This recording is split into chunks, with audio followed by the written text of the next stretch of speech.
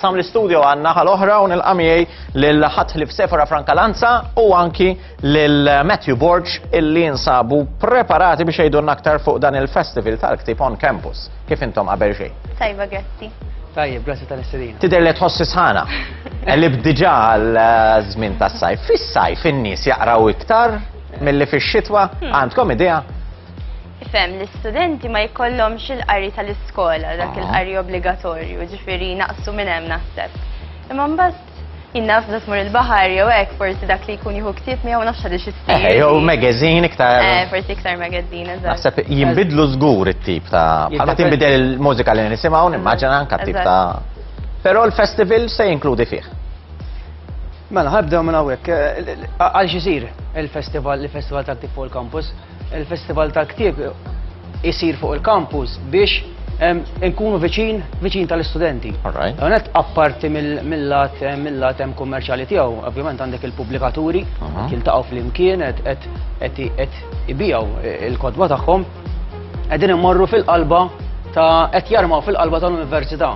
Fejn inti ovvjament kif suppost affarijiet ikunu l-università l-post fejn taqsam l-idejat, tiddiskuti, tikkumbatti l-idejat.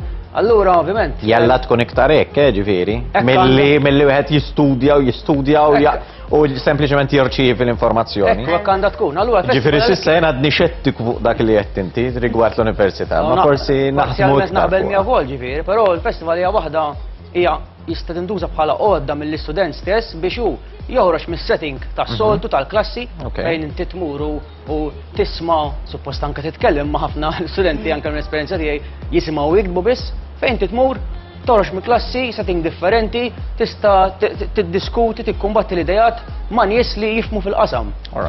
Sefora naf li permezz tal-Għaqda tal-Malti għamlita diġà dan il-fatt, ġifieri li l-Malti ma żammejtux biss fuq il-ktieb. Imma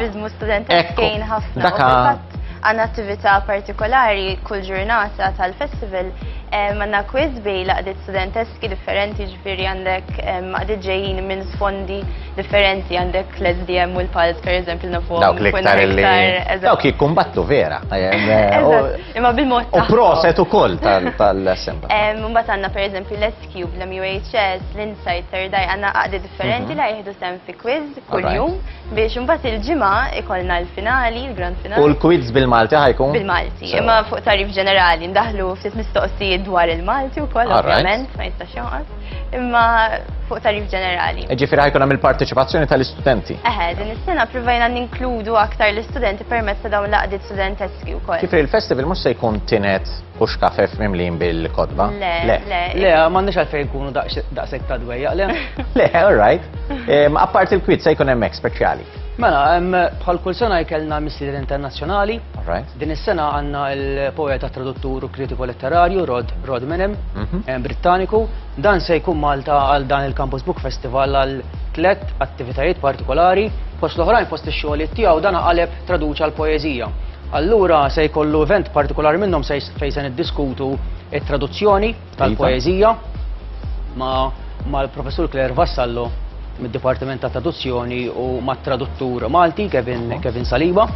U mbagħad se jkollu avveniment vera interessanti għax se jiġu qatt ta' studenti mill-ħajjer minn Għawdex u anke minn Malta tal-Ingliż fejn din se tkun l-ewwel sessjoni ta' klab tal-kodba li se ssir waqt il-Campus Book Festival. Dawn se jiġu il-kodba ġa aħna batnihomlhom il-ktib tiegħu li għadu kif ħareġ ippubblika fl-2018 Darod. Se raw il-poeżiji tiegħu u ma se jiddiskutu l-poeziji bejnietom u mbagħad jiġiju u jiddiskuti l-poeziji tiegħu magħhom.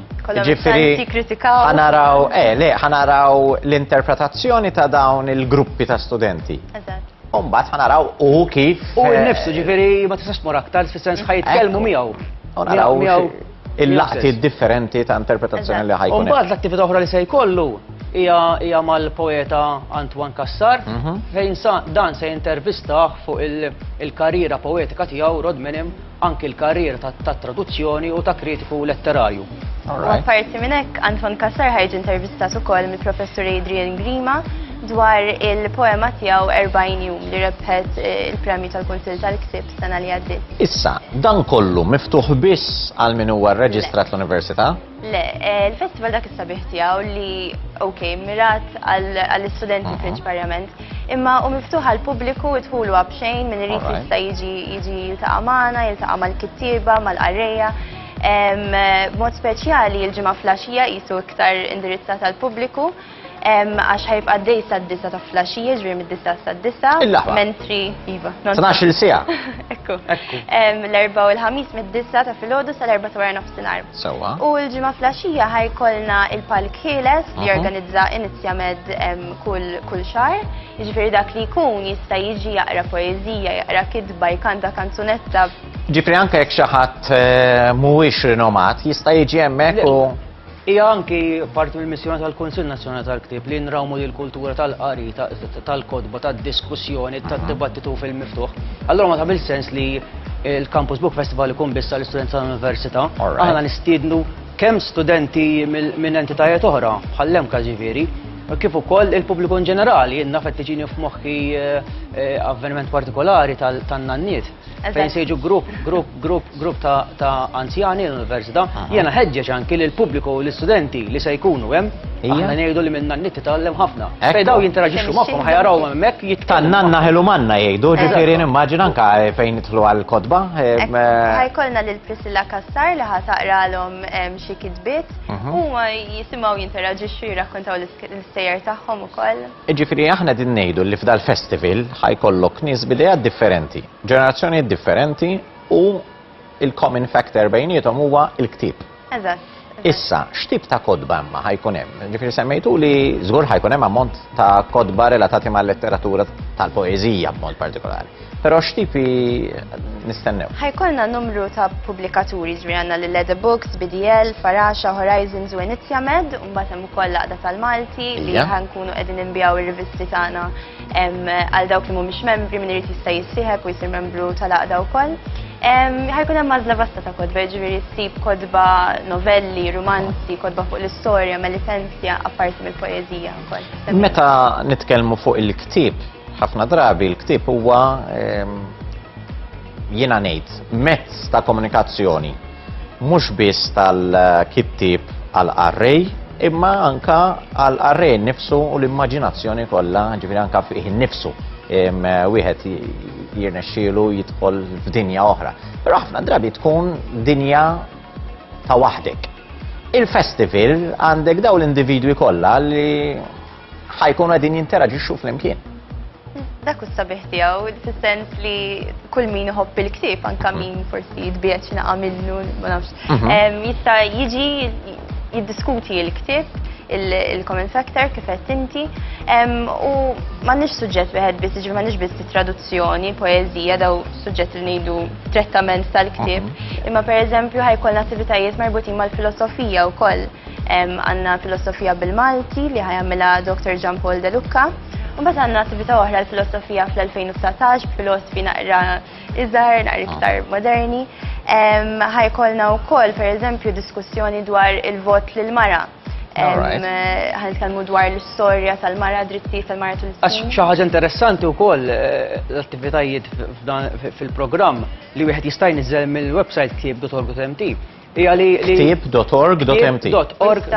Jistgħu jsibuna fuq Facebook ukoll il-festival tal-ktieb fuq il-campus, Campus Book Festival. Xi ħaġa interessanti li sibna hemm l-anniversarji li jaħtu din is-sena. U ħloqna events, avvenimenti dwarhom li ġifieri il-vot tal-mara l-1919 tal-7 Ġunju. Jiġifieri u daw stidinna professuri u nies jispeċjalizzaw fil-qasam li se jitkellmu dwar dawn is-suġġetti. Pereżempju fil-suġġett tal-vot lil-mara se nitkellmu anke fuq gender studies, il-mara fis-soċjetà. Jiġifieri nassiguraw li n-nies li se jmexxu dawn l-attivitajiet huma nies professjonali fil-qasam, huma nies li tarhom l-università, vera. Però ġifieri ħajoffru xi ħaġa li hija lil mill-klassi. U dik xi ħaġa li nippruvaw kemm jista' jkun nippromovu anke min kien jiddejaq l-iskola, dan kif qed tgħidulna inti, kif qed tgħidulna intom, jidher ċar li wieħed ħajħu pjaċir. U biex inkomplu Ija. mas-sessjoni tal-Malti, ħajkollna intervista speċjali lil professor Oliver Friġġieri nhar l-erba' fit-3 ta' wara nofsinhar mill-istudenti tal-Malti stess b'xi qari tal-kitbiet tiegħu. Di tkun interessanti. Ħafna. Qabel xejn għax il-Prof Friġġieri huwa interessanti anka bil-qeda fuq bankina. Aħseb u għara jekk ħatkun qegħdin tiddiskutu Ndawar l-kitbiet bl-istudenti, eżatt. tiegħu wkoll. Meta nerġgħu nfakru lill-pubbliku, nafu li bxejn u miftuħ għal kulħadd, qegħdin naraw hawnhekk fidejkom biex tagħmlu l-appell finali tagħkom. Mela, il-Festival tal-Klib fuq il-Campus ħajkun minn nhar l-erba' li ġej sa nhar il-ġimgħa. L-erba' u l-ħamis bej id-9 ta' filgħodu u l-erba' ta' wara nofsinhar nibqgħu għaddejjin, jiġifieri m'hemmx waqfin.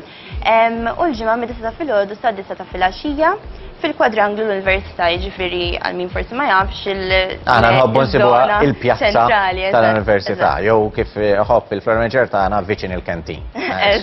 Ovvjament, wikkil palu għaw ħafna Maltin u għawċin. Għall-aħħar kurzita tiegħi, li huma l-iktar kodba li qed jimxu l-iktar? Għandkom idea? Matthew. Mela, ifimni, il-kodba, il-letteratura, il-fiction, timxi dejjem ħanajdu hekk. Il-fantazija ġifieri. Ekku, il-Konsil Nazzjonali tal-Ktieb jorganizza per eżempju il-Premju Nazzjonali tal-Ktieb li għadu kif għadda f'Novembru li għadda, fejn fih kien hemm qatt ta' rebbieħa. Ekku. Mhux biss fil-fiction anka fin-non-fiction.